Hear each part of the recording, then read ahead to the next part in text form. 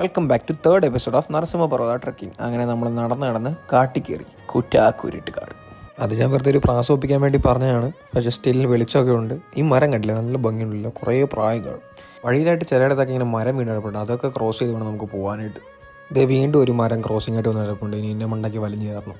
മഴ പെയ്തിട്ട് ഫുള്ള് തെന്നി കിടക്കാട്ടോ. അപ്പോൾ അതൊക്കെ ശ്രദ്ധിച്ച് വേണം നമുക്ക് ക്രോസ് ചെയ്യാനായിട്ട്. നരസിംഹ പർവ്വത കയറാനുള്ള ഏറ്റവും ബെസ്റ്റ് ടൈം എന്ന് പറഞ്ഞാൽ ഒക്ടോബർ ടു ഡിസംബർ ആട്ടോ. അതായത് പോസ്റ്റ് മൺസൂൺ സീസൺ. അത് വള്ളിയൊക്കെ പിടിച്ചു ഇങ്ങനെ വള്ളിയിലൊക്കെ തൂങ്ങി പിടിച്ച് വേണം നമുക്ക് അങ്ങോട്ട് പോകാൻ, അല്ലാതെ ചെളിയിൽ വീഴും, അത് വേറെ കാര്യം. ഇവിടെയൊക്കെ നേരത്തെ മഴ പെയ്തിട്ട് ഫുള്ള് ചെളിയായി കിടക്കും. ഇപ്പം മഴ തീരെ ഇല്ല, എന്നാലും തെന്നലും കുറവില്ല.